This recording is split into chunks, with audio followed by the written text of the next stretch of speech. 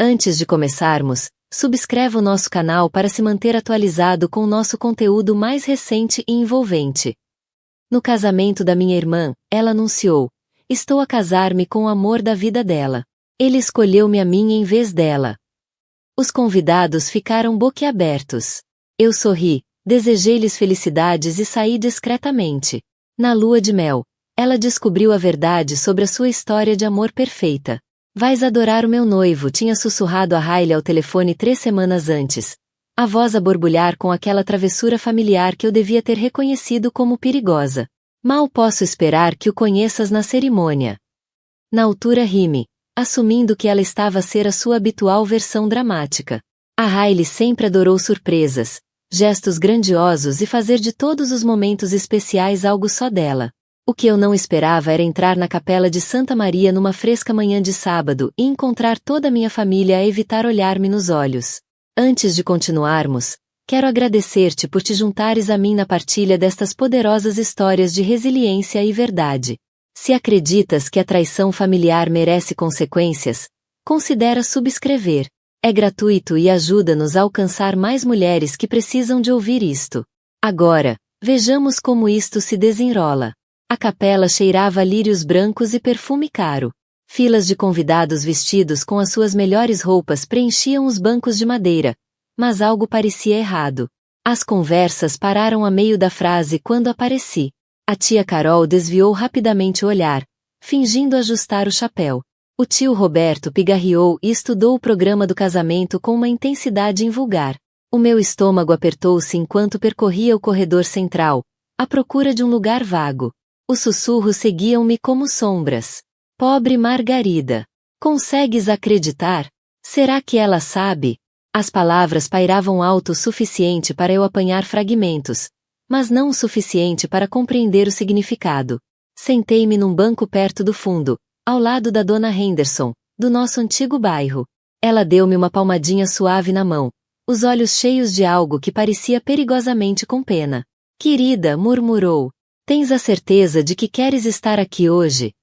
Antes que eu pudesse perguntar o que ela queria dizer, a música do órgão aumentou. A marcha nupcial começou, e todos se levantaram. Virei-me para o altar, esperando ver um qualquer desconhecido com quem a Hailey andasse a sair em segredo.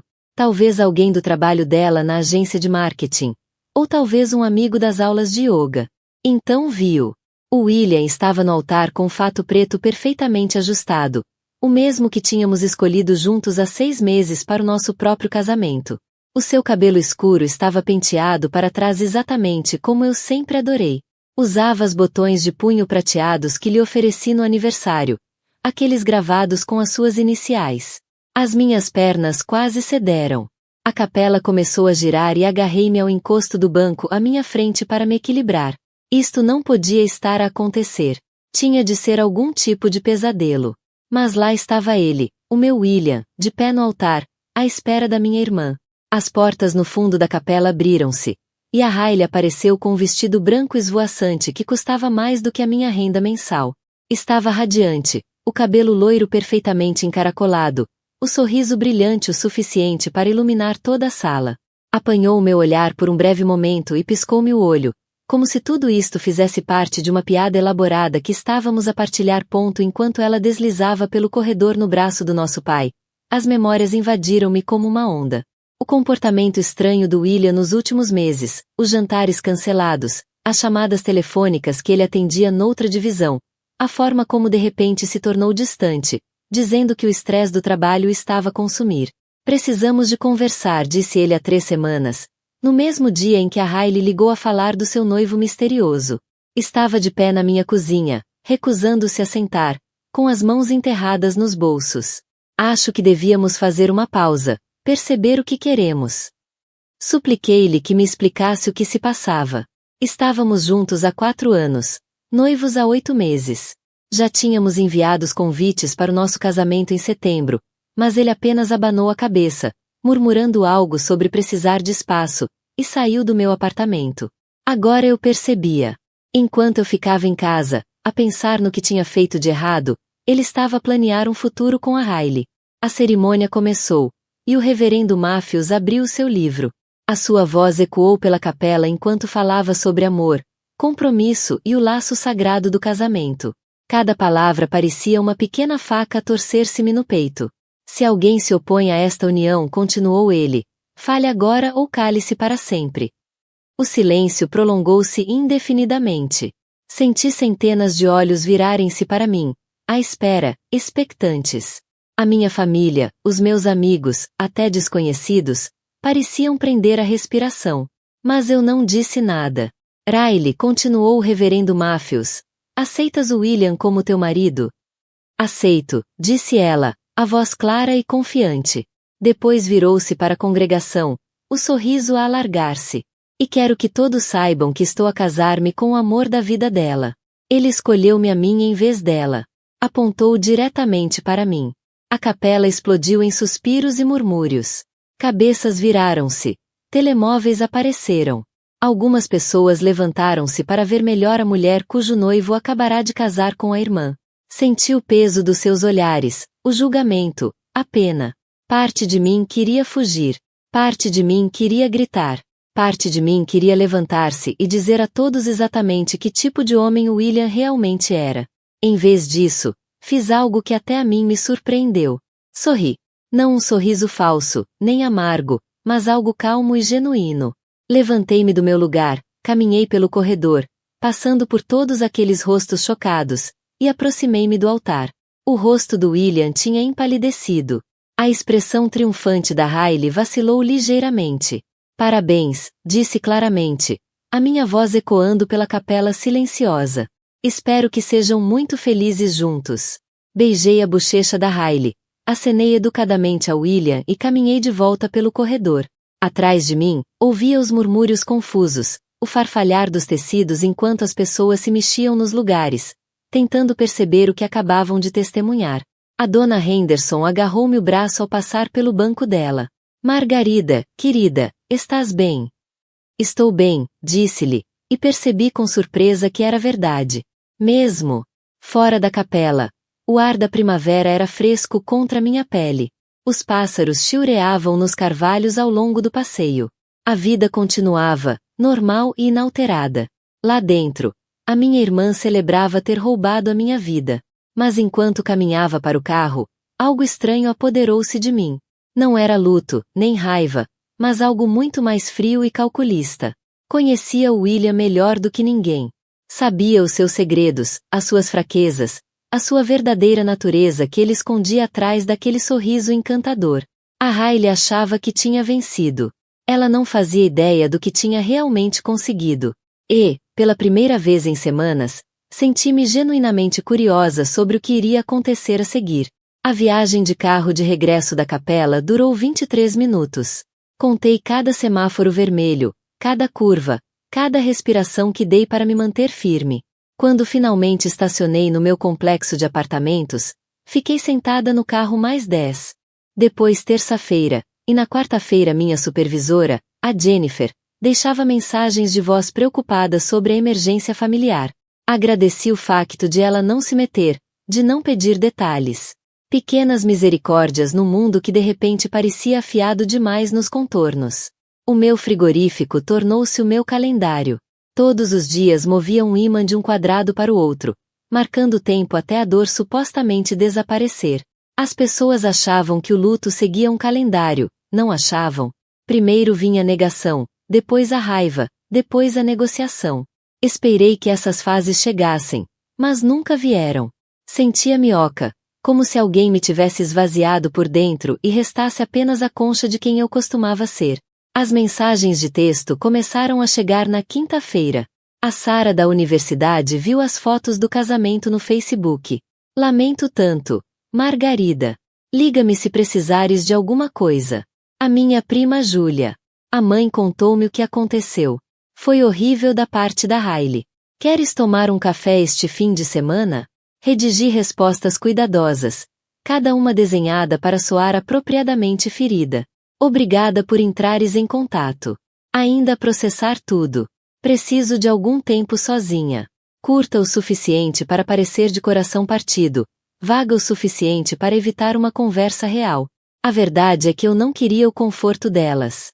Não queria a raiva justa em meu nome nem as promessas de que William não me merecia. Queria estar sozinha para descobrir o que vinha a seguir.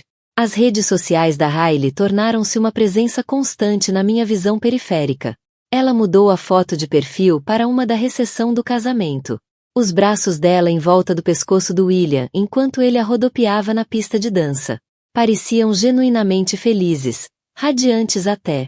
Os comentários chegavam de amigos e familiares. São perfeitos um para o outro. Finalmente encontraste a tua alma gêmea. Mal posso esperar para ver que aventuras vos esperam. Ninguém mencionou o meu nome. Era como se eu tivesse sido apagada da história por completo. 2 semanas depois do casamento, ela ligou. Fiquei a olhar para o nome dela no ecrã do telemóvel. Deixei tocar até ir para o voicemail. 1 hora depois, apareceu a notificação. Quase apaguei sem ouvir, mas a curiosidade venceu. Olá, estranha.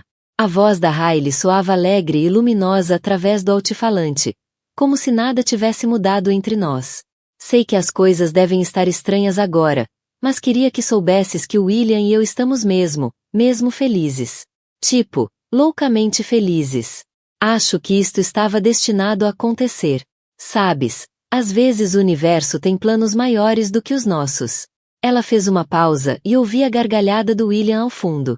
Provavelmente estavam a fazer o jantar juntos na cozinha da casa que ele e eu tínhamos visto há apenas 6 meses. ChatGPT Said.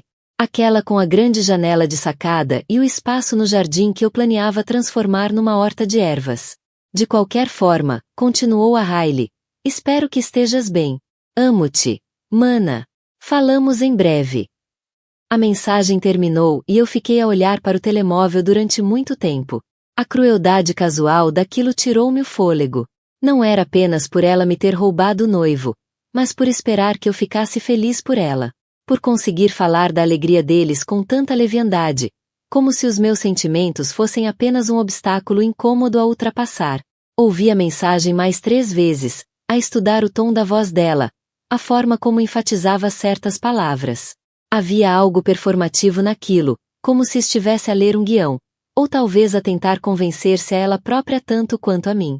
Nessa noite, fui buscar o álbum de fotografias antigo que guardava no armário do quarto. Fotos do William e de mim na praia no verão passado. No meu jantar de aniversário em fevereiro, na manhã de Natal, os dois ainda de pijama rodeados de papel de embrulho. Em todas as fotos, ele parecia contente, tranquilo, como quem está verdadeiramente feliz.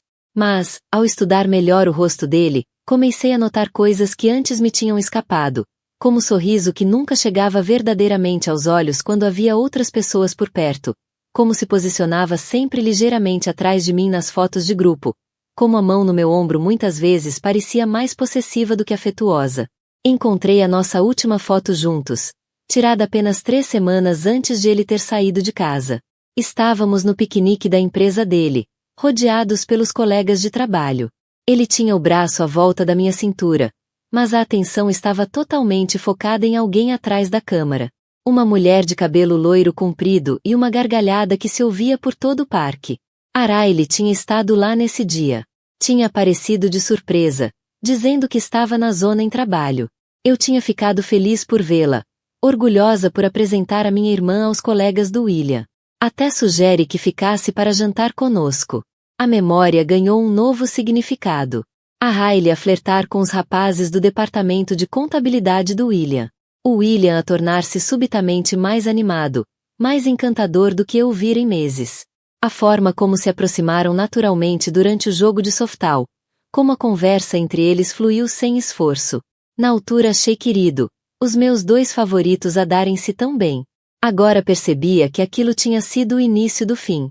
Fechei o álbum de fotografias e fui até a gaveta da cozinha, onde tirei o diário que não tocava desde os tempos da faculdade.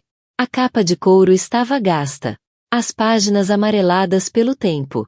Tinham enchido de poesia e sonhos e todos os pensamentos dramáticos que pareciam tão importantes aos 19 anos. Desta vez, não iria escrever sobre sentimentos, esperanças ou desgostos. Desta vez, iria escrever factos, vídeos, os pequenos momentos que levaram até aqui, registrados com a precisão de uma repórter judicial, porque algo me dizia que ia precisar de me lembrar de tudo.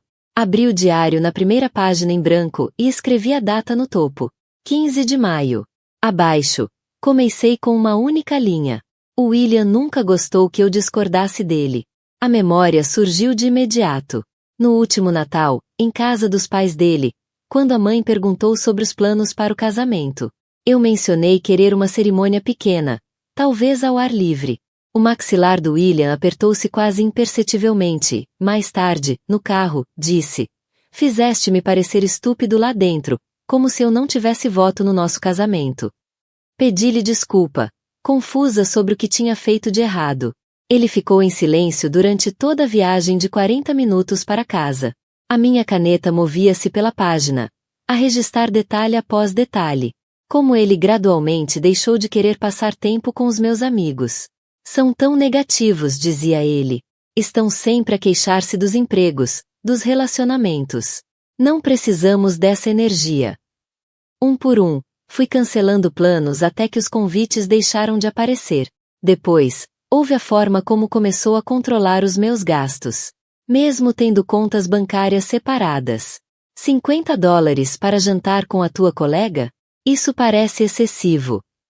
O tom preocupado fazia soar como se estivesse a cuidar de mim, a proteger-me do meu próprio mau julgamento. A memória do restaurante voltou com uma nitidez desconcertante. Mudei o pedido quando a empregada voltou, sentindo-me tola por não confiar no julgamento dele. Agora percebia que não tinha nada a ver com a qualidade do peixe. Enquanto escrevia, surgiu outra memória. Há 3 meses, o portátil do William estava aberto no balcão da minha cozinha enquanto ele tomava banho. Uma notificação surgiu do e-mail dele, e vi o nome Chelsea Martinez no pré-visualizado. A curiosidade venceu. As mensagens estavam escondidas numa pasta chamada Arquivo de Trabalho, mas não eram sobre trabalho. A Chelsea tinha sido namorada dele antes de mim, e a troca de e-mails pintava um retrato que eu nunca quis ver. "Estás a fazer isto outra vez", ela escreveu numa mensagem com data de 2 anos antes. Os comentários subtis, a forma como me fazes sentir louca por ter opiniões. "Já não aguento viver assim, William. Não quero mais." A resposta dele foi gélida. "Nunca te obriguei a nada, Chelsea. Se não consegues lidar com o relacionamento adulto, isso é problema teu, não meu." A última mensagem dela era mais longa, mais desesperada. "Fizeste-me duvidar de tudo em mim, da minha carreira, dos meus amigos, dos meus próprios pensamentos. Isso não é amor, William. Isso é controlo. Destróis tudo o que tocas, e um dia vais perceber o que perdeste." Na altura, fechei rapidamente o portátil, sentindo-me culpada por espiar. Quando William saiu do duche, convenci-me de que a Chelsea estava apenas magoada com o fim da relação. Todos os casais têm problemas. As pessoas dizem coisas duras quando acabam. Mas agora, a escrever no meu diário com o benefício da retrospectiva, as palavras dela pareciam menos desabafos de uma ex-rancorosa e mais um aviso que fui demasiado ingênua para ouvir. O meu telemóvel vibrou com uma mensagem da minha mãe. "Não tenho notícias tuas desde o casamento. Só a ver se estás bem." Conseguia ler nas entrelinhas. Ela queria saber se eu ia causar drama, se ia tornar as coisas desconfortáveis para a família ao ser amarga ou vingativa. Respondi: "Estou bem. Só preciso de algum espaço para processar tudo." A verdade é que eu estava a processar muito mais do que alguém imaginava. Não só a traição do William, mas a teia intrincada de manipulação que levou a este momento. E, por mais doloroso que fosse admitir, a Hailey tinha sido o alvo perfeito. A minha irmã sempre precisou de ser o centro das atenções. No secundário, espalhou rumores de que eu traía o meu namorado só para poder ser ela consolá-lo depois. Quando o pai reescreveu o testamento há 2 anos, passou meses a deixar dicas sobre o quanto tinha sacrificado pela família, como tinha ficado por perto enquanto eu fui estudar fora. Acabou com 60% da herança, enquanto eu fiquei com 40%. Mas o ciúme dela era mais profundo do que heranças ou dramas escolares. Ela queria sempre o que eu tinha, só porque eu tinha. As minhas notas, os meus amigos, o meu emprego na firma de marketing do centro. Até se candidatou à mesma empresa depois de eu ter sido promovida, embora tenha sido rejeitada por falta de experiência. A noite da nossa última discussão voltou-me à memória com uma nitidez chocante. O William apareceu no meu apartamento agitado com algo do trabalho. O chefe tinha passado outro colega à frente para uma promoção, e ele estava a entrar numa daquelas suas espirais escuras. Tentei confortá-lo, sugere pedirmos comida e vermos um filme, mas ele explodiu. Tu não entendes, Margarida. Nunca entendes. Tudo te corre bem, não é? O teu emprego perfeito, a tua família perfeita, a tua vidinha perfeita. Isso não é justo, disse eu. Trabalho muito por tudo que tenho. Trabalhas? Ou simplesmente flutuas por seres a favorita de toda a gente? A voz dele tornou-se fria, cortante. Os teus pais, os teus amigos, até os meus amigos acham-te maravilhosa. A pobrezinha da Margarida, tão doce e inocente. Pois talvez alguns de nós estejamos fartos de viver à sombra do teu espetáculo. Fiquei a olhar para ele, chocada com o veneno na sua voz. Do que estás a falar? Que espetáculo! Esquece! Pegou no casaco do sofá. Preciso de espaço para pensar. Isto tudo, nós, já não está a funcionar. Saiu, deixando-me sozinha na sala, confusa e magoada. Achei que queria apenas tempo para processar as frustrações do trabalho. Nunca imaginei que estava a terminar tudo. Agora percebia. Ele não foi para casa pensar em nós. Foi para o apartamento da Hailey, provavelmente com uma história sobre como eu não o compreendia, como dava por garantido. E a Hailey, sempre pronta a ocupar o meu lugar, acolheu-o de braços abertos. Pousei a caneta e olhei para as páginas que tinha preenchido. O padrão começava a ficar claro, a ligar pontos que antes estavam demasiado perto para eu ver. A necessidade do William de controlar, de diminuir, a fome constante da Hailey por tudo que era meu. Eles mereciam-se um ao outro. Mas mais do que isso, sentada no meu apartamento silencioso com a verdade espalhada à minha frente em tinta preta, percebi algo que me devia ter assustado, mas que, em vez disso, me encheu de uma estranha sensação de paz. Eu sabia exatamente o que lhes ia acontecer. E pela primeira vez desde o casamento, sorri. Esse sorriso ficou comigo durante dias. Não um sorriso amargo ou vingativo, como eu teria esperado, mas algo mais calmo, mais paciente, como quem finalmente resolveu um quebra-cabeças em que trabalhou durante meses. Fechei o diário e guardei-o na gaveta da mesa de cabeceira, ao lado da pasta Manila que quase tinha esquecido. Lá dentro estavam impressões de e-mails, capturas de ecrã de mensagens de texto e uma carta manuscrita em papel lavanda. Os avisos da Chelsea não foram os únicos que fui reunindo ao longo dos anos. Uma semana depois, voltei ao trabalho. Os colegas andavam em bicos de pés à minha volta, oferecendo sorrisos cuidadosos e evitando qualquer menção a casamentos ou relacionamentos. Na quinta-feira, o desconforto tinha praticamente desaparecido e a vida assentou numa nova rotina. Mergulhei nos projetos com um foco renovado, ficando até mais tarde para reorganizar ficheiros de clientes e atualizar estratégias de marketing. Foi numa dessas noites tardias que a Jéssica, do departamento financeiro, bateu à minha porta. Margarete, estou de saída, mas queria ver como estavas. Pareces diferente ultimamente. Mais focada, acho eu. Sinto-me diferente, admiti. Mais clara quanto ao que importa. Ela acenou com a cabeça, depois hesitou. Olha, provavelmente não devia dizer nada, mas cruzei-me com a tua irmã e o marido no centro comercial no fim de semana passado. Ela parecia. A Jéssica procurou a palavra certa. Estressada. Mesmo muito estressada. Parecia exausta. Mantive a expressão neutra. Planear um casamento consome muito. Provavelmente está só cansada. Talvez. A Jéssica pegou na carteira. De qualquer forma, só queria que soubesses que, se precisares de alguma coisa, estou aqui. As separações são duras, mesmo quando são para melhor. Depois que saiu, peguei no telemóvel e abri os perfis da Hailey nas redes sociais. As publicações tinham se tornado mais frequentes desde o casamento, quase desesperadas na sua alegria. Fotos de arranjos florais elaborados com legendas como: "O meu marido mima-me". Fotografias de jantares caros em restaurantes que eu sabia que o William não podia realmente pagar com o ordenado dele. Mas a Jéssica tinha razão. Nas fotos mais recentes, A Riley estava diferente. Mais magra. O sorriso parecia pintado. E havia olheiras que a maquilhagem não conseguia disfarçar. Numa das fotos do fim de semana passado, segurava um copo de vinho num evento de beneficência. Mas os nós dos dedos estavam brancos de tanto apertá-lo. 2 semanas depois, estava a tomar café no pequeno café perto do meu escritório quando os vi pela janela. A Riley estava sentada em frente a William numa mesa de canto, com as mãos agarradas à caneca como se tentasse aquecer-se. O William inclinava-se para frente, a falar naquele tom baixo e intenso que eu conhecia demasiado bem. Mesmo do lado de fora, via a tensão nos ombros da Riley. Ela acenava com a cabeça, mas os olhos percorriam o café como se procurassem uma saída. Quando William estendeu a mão para agarrar o pulso dela, ela estremeceu ligeiramente antes de forçar outro sorriso. Conhecia aquela conversa. Tinha feito parte de dezenas como essa ao longo dos anos. As correções suaves que não eram suaves. As sugestões úteis que soavam mais a ordens.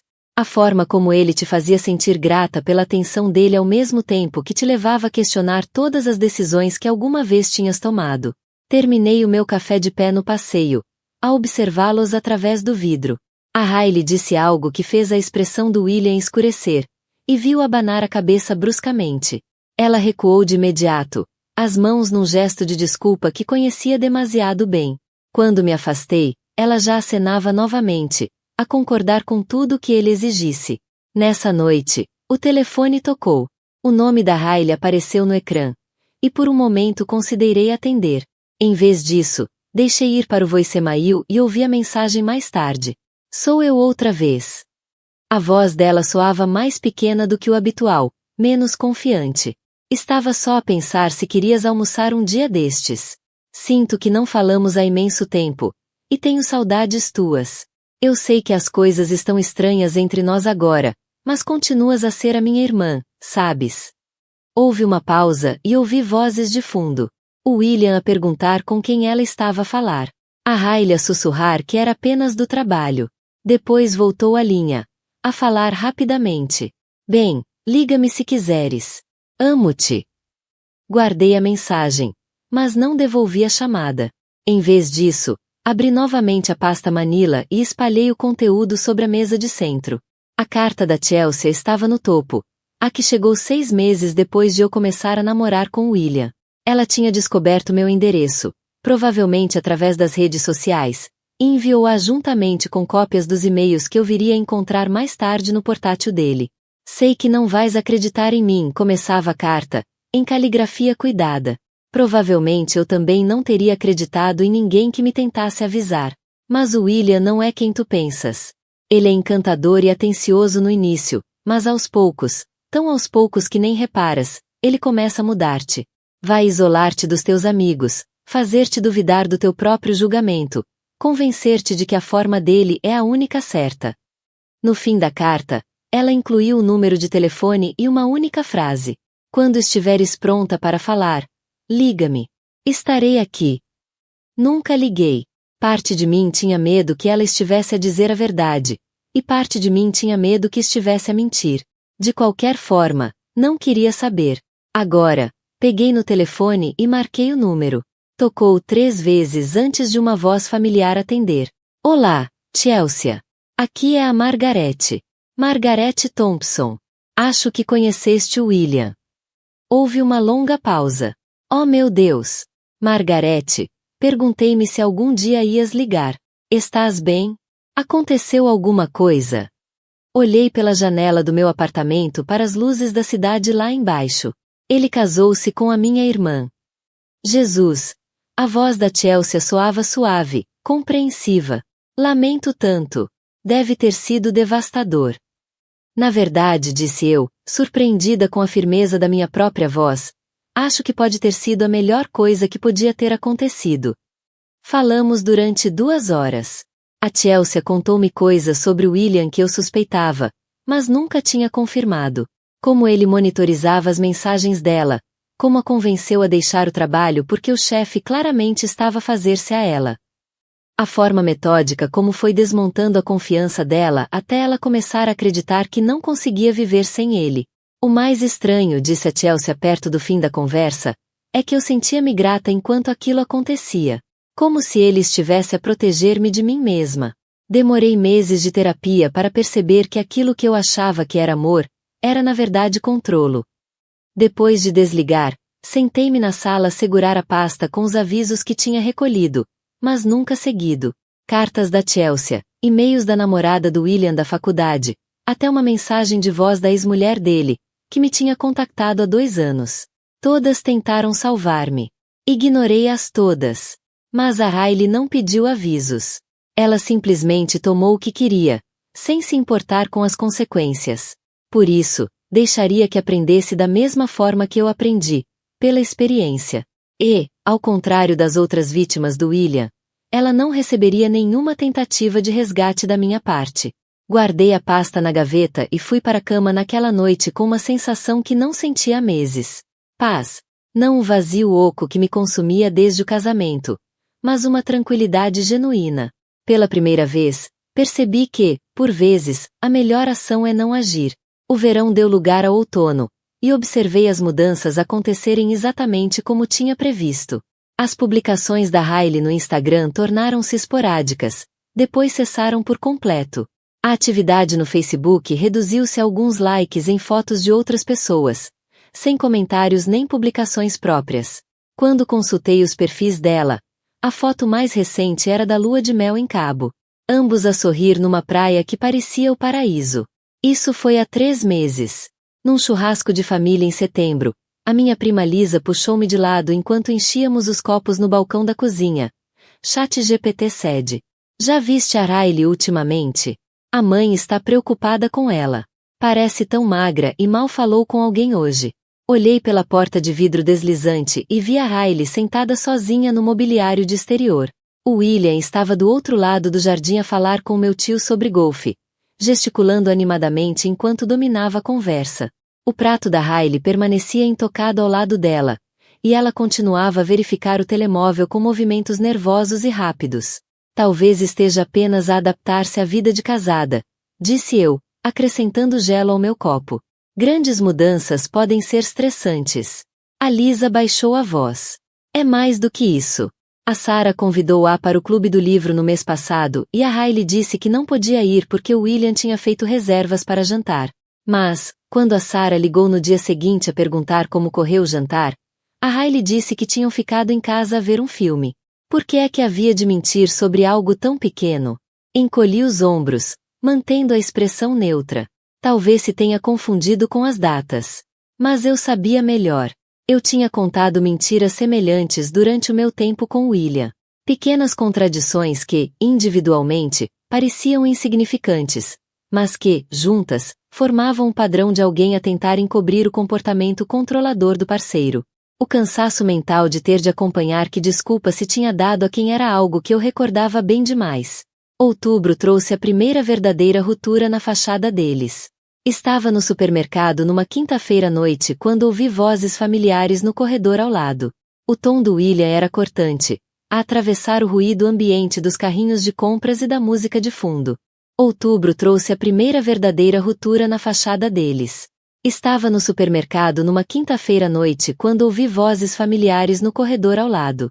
O tom do William era cortante, a atravessar o ruído ambiente dos carrinhos de compras e da música de fundo.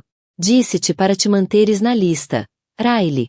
Não precisamos de legumes biológicos. Isso é só marketing para nos fazer gastar dinheiro à toa. Achei que podíamos experimentar. Não. Volta a pô-los no sítio. E já agora, por que é que compraste cereais de marca na semana passada? Disse-te especificamente que os de marca branca são suficientes. Aproximei-me do fim do corredor, fingindo estudar a seção das massas enquanto escutava. A voz da Riley era quase inaudível quando respondeu. Desculpa. Não estava a pensar. Esse é o problema. Não pensas. Estamos a tentar poupar para uma casa e tu andas a desperdiçar dinheiro em compras caras como se fossemos milionários. Quando saíram do corredor, vi a Riley bem pela primeira vez em meses. A Lisa tinha razão. Ela tinha emagrecido, mas não de forma saudável. A roupa pendia-lhe do corpo, e havia algo de frágil nos seus movimentos, como se tivesse medo de ocupar demasiado espaço.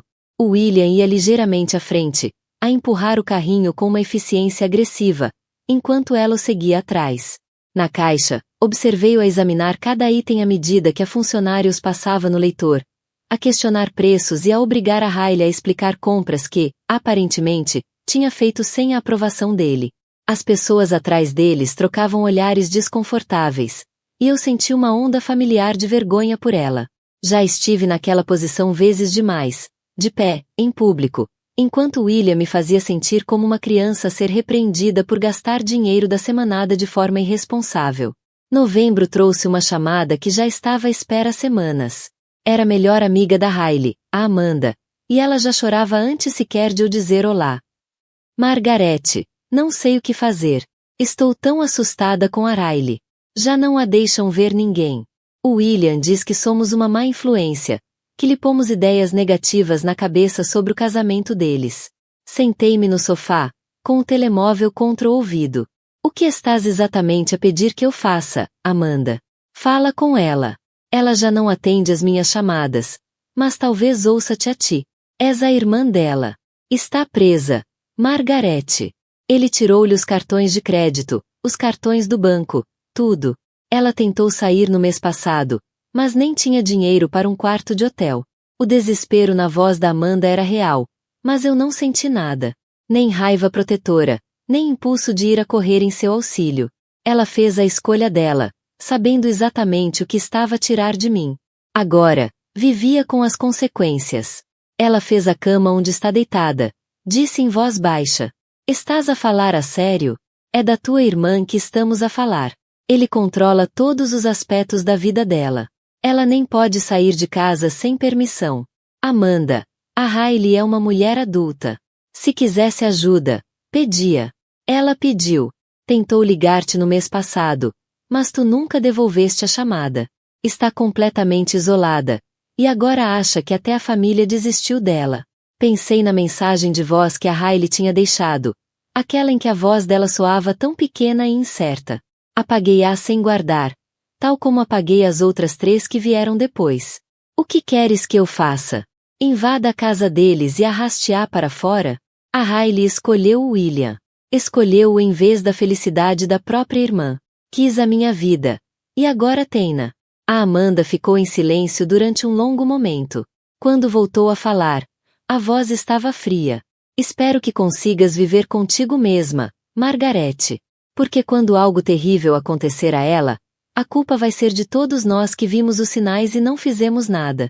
Desligou, deixando-me sentada na sala com o telefone ainda encostado ao ouvido. Do lado de fora da janela, começava a cair a primeira neve da estação, cobrindo os passeios com uma camada fina de branco que desapareceria de manhã. Pensei na Riley, sentada na casa com que sonhou partilhar com William. Provavelmente a ver a mesma neve através de janelas por onde já não podia sair livremente. Imaginei-a a contar as horas até ele voltar do trabalho, a ensaiar conversas na cabeça para evitar dizer algo que o irritasse. E, pela primeira vez desde que este pesadelo começou, senti algo próximo de satisfação. Não exatamente alegria, nem prazer vingativo, mas uma sensação profunda e tranquila de que o universo, finalmente, se tinha equilibrado. A Riley quis roubar a minha vida, e conseguiu exatamente o que pediu. Cada parte dela. A neve continuou a cair enquanto eu permanecia ali sentada, o telefone silencioso no colo, a pensar nas palavras da Amanda. Quando algo terrível lhe acontecer, a culpa vai ser nossa. Mas a Amanda estava errada numa coisa. Nada de terrível ia acontecer a Riley que já não tivesse acontecido a todas as mulheres antes dela que se envolveram com William. Dezembro passou sem qualquer contato do lado da Riley. O Natal foi estranho, mas suportável. Ela e o William foram ao jantar dos meus pais, onde ela se limitou a mexer na comida enquanto ele encantava todos com histórias sobre a nova promoção no trabalho. Observei do outro lado da mesa quando ela estremeceu ao vê-lo esticar o braço para ajeitar-lhe o guardanapo. Um gesto que parecia carinhoso para quem não sabia o que procurar. Em janeiro, tomei a minha decisão. Passei um fim de semana a organizar tudo o que tinha reunido ao longo dos anos. As cartas da Chelsea, as capturas de ecrã do portátil do William, a mensagem de voz da ex-mulher, até o cartão de visita da terapeuta que me ligou anonimamente depois de tratar uma das ex-namoradas dele. A mulher tinha violado diretrizes éticas para me avisar, dizendo que nunca se perdoou por ter ficado calada quando outra paciente acabou no hospital. Organizei tudo cronologicamente, criando uma linha do tempo que mostrava o padrão do William em múltiplas relações. Depois escrevi um único bilhete, em papel branco simples. Quiseste a minha vida. Agora estás a vivê-la.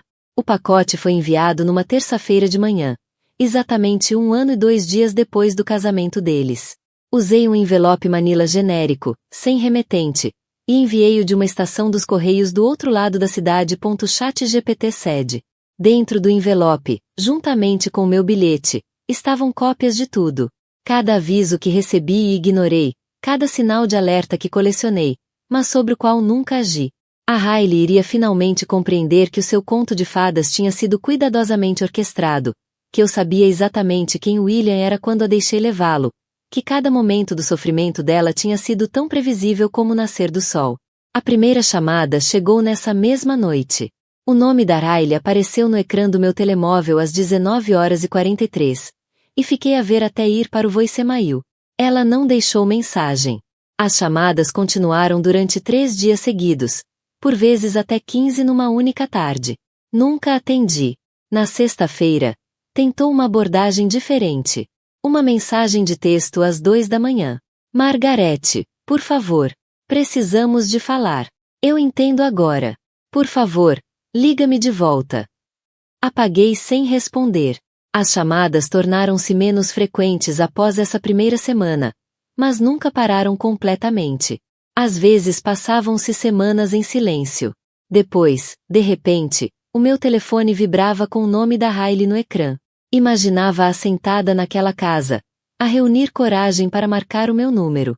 Provavelmente à espera que o William saísse para o trabalho ou adormecesse.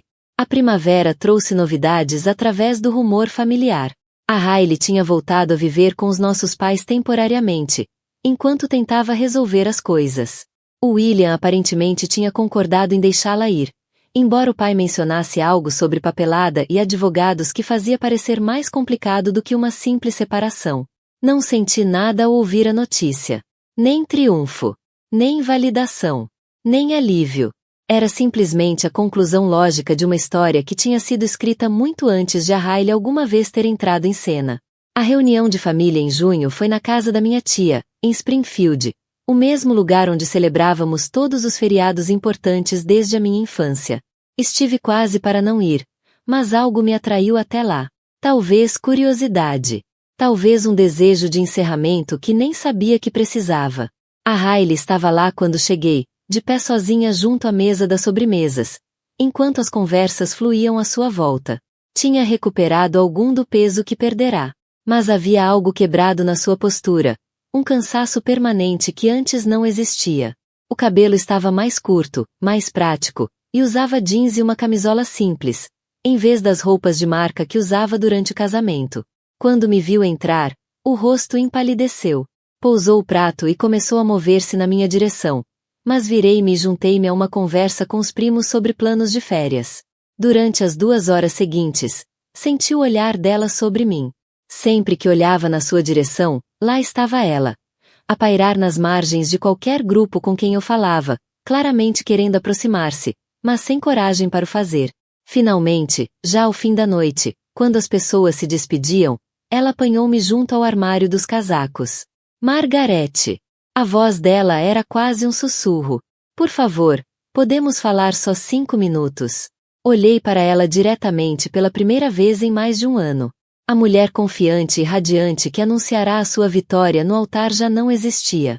No seu lugar estava alguém assombrada, diminuída, carregando cicatrizes invisíveis que provavelmente nunca iriam sarar completamente.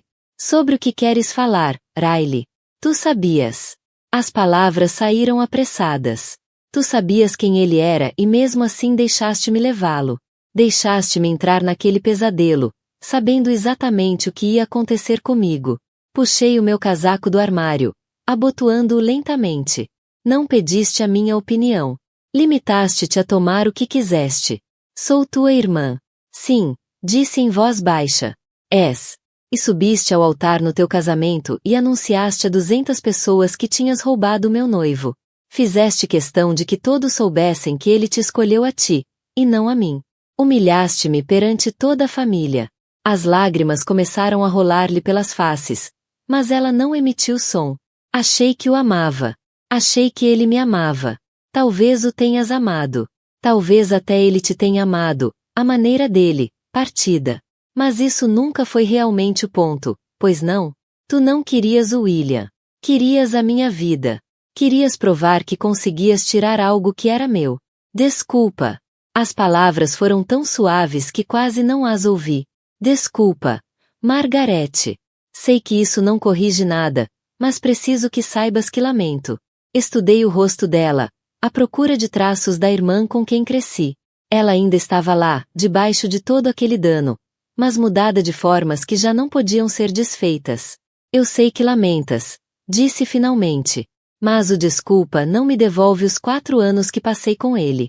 O desculpa não apaga o momento em que fiquei naquele altar a ver-te celebrar o roubo do meu futuro. Caminhei para a porta, depois parei e voltei-me para ela. Tu recebeste exatamente o que pediste, Riley. Recebeste a minha vida. Toda ela. Cada pedaço. Deixei-a ali, de pé, junto ao armário dos casacos, e nunca olhei para trás. No parque de estacionamento, sentada no carro, enquanto o motor aquecia, percebi algo que me surpreendeu. Já não estava zangada. A fúria fria e calculada que me tinha sustentado ao longo do último ano desaparecera, substituída por algo muito mais simples. Eu estava livre. A Riley passaria o resto da vida a lidar com as consequências das suas escolhas. O William passaria para a próxima vítima, porque homens como ele passam sempre. E eu construiria uma nova vida, uma que fosse inteiramente minha. Enquanto conduzia pelas ruas tranquilas em direção à casa, senti-me mais leve do que em anos. A história tinha finalmente terminado, e, pela primeira vez, eu estava entusiasmada com o que viria a seguir. Esta história de justiça calculada deixou-te preso do início ao fim? Clica no botão de like agora mesmo. A minha parte favorita foi quando a Margarete enviou aquele pacote com todos os avisos, revelando finalmente o seu plano mestre. E a tua parte favorita? Deixa nos comentários abaixo. Não percas mais histórias arrepiantes como esta. Subscreve e ativa o sino de notificações para nunca perderes uma publicação.